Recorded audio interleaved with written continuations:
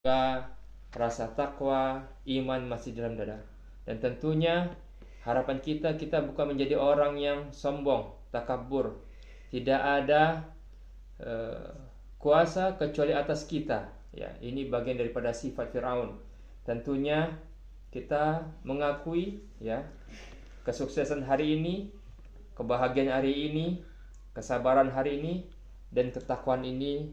Hari ini yang kita raih adalah semuanya asbab dari Allah Subhanahu wa taala. Maka alhamdulillah hadir bersama kita sudah kita dengar merajai langit dan bumi, merajai al-mulku, asal katanya malik, jadi raja, artinya apa? Yang menguasai. Allah yang menguasai semua yang ada di langit dan bumi, tidak terlepas satupun yang ada di muka bumi dan di langit.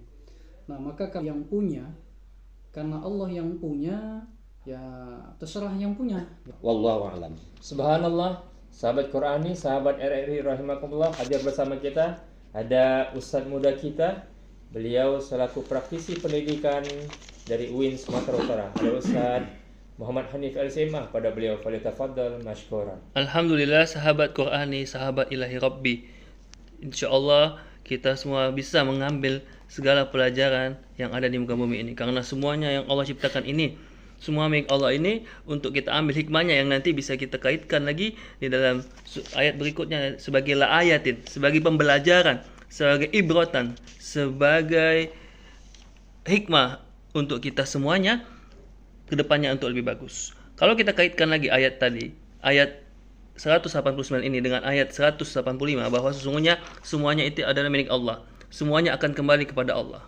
Harta kita, jabatan kita, ilmu kita, pangkat kita itu tidaklah ada manfaatnya atau akan sia-sia apabila ia tidak kita arahkan, kita tujukan semata-mata karena Allah, untuk di sisi Allah Subhanahu wa taala, untuk di jalan Allah.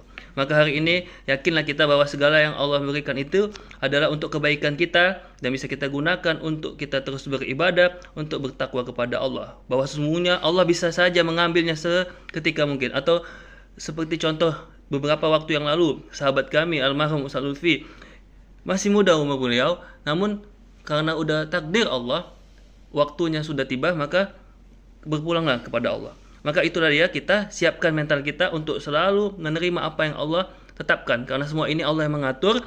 Kita sebagai manusia hanya berusaha menjalaninya, berusaha untuk berdoa dan bertawakal kepada Allah. Fatawakkal 'alallahi wala haula wala quwata illa billahil aliyyil azim. Subhanallah, sahabat RRI, sahabat Qurani rahimakumullah. Maka sampailah kita di kesimpulan dari surah Ali Imran di ayat 189, yaitu Allah penguasa alam dan Dia maha kuasa.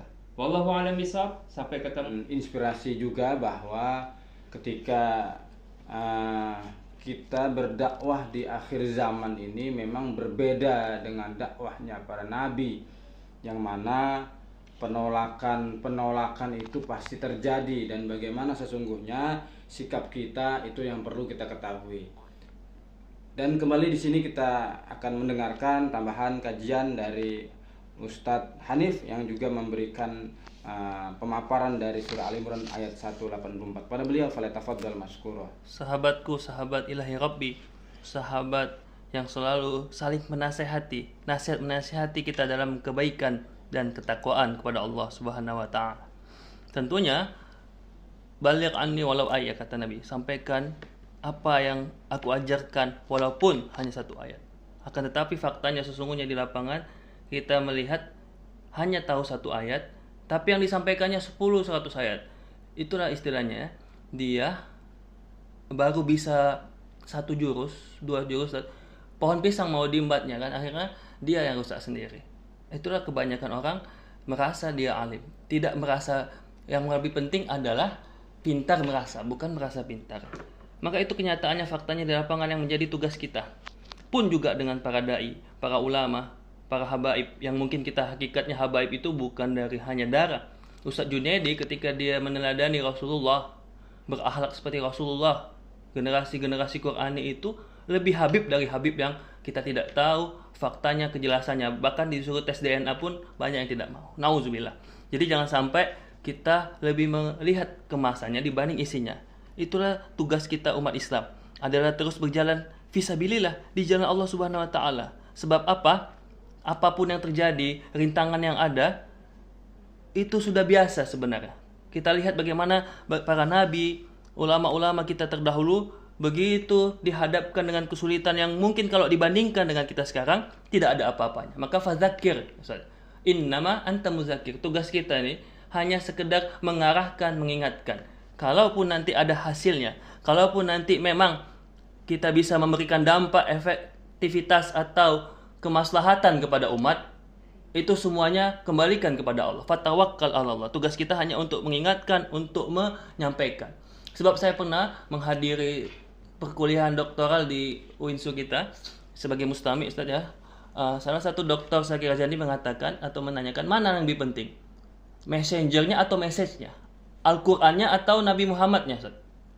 Jadi dijawab oleh dijawab oleh kawan-kawan mengatakan lebih penting Quran, hadis itu sebagai dalil. Ternyata seandainya pun tidak ada Quran, hanya ada Rasulullah dan teladannya, messengernya itulah yang paling penting. Kalaupun kita mau balikkan, seandainya lah penyampai pesannya tadi tidak bisa memberikan kesabaran, kelembutan, laula lintalahum, atau dengan kasih sayang yang penuh, maka sia-sialah Al-Quran yang dibawakan oleh para nabi itu. Jadi ketika kita bisa membawakan pesan-pesan Allah dengan bil mau'izatil hasanah, bil hikmah, sesuai dengan penjelasan tadi Ustaz Junaidi, maka walaupun 1-2 ayat seperti orang-orang dahulu, sedikitnya dia ketahui, secuilnya dia pahami, mereka pahami, tapi amalannya, adabnya, akhlaknya begitu besarnya, sehingga kalau kita bandingkan dengan generasi dahulu, dibanding kita generasi Gen Z ini atau generasi milenial, maka orang-orang yang terdahulu, orang tua kita dahulu, ilmunya tidak banyak keahliannya, teknologi masih minim, tapi keakrabannya, keukhuwatannya, ketakwaannya pasti melebihi dari kita. Maka ada dikenal generasi salaf dan sebagainya. Maka hari ini inspirasinya adalah jangan sampai kita menjadi orang yang bebal. Ketika dihadapkan dengan hidayah, kita menolak hidayah itu.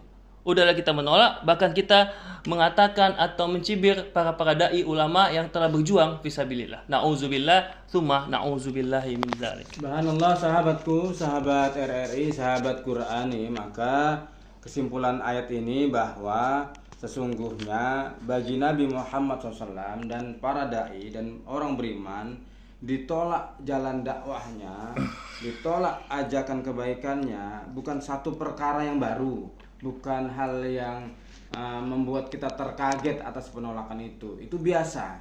Karena itu kita menjadi seorang yang penyampai harus lebih memperbaiki ke dalam. Karena 1 jari kita tunjuk ke depan, 4 jari balik ke belakang. Sehebat apapun kita mengajarkan, itu bukan kehebatan kita, tapi kehebatan Allah. Maha hebat memberikan kita menjadi hebat.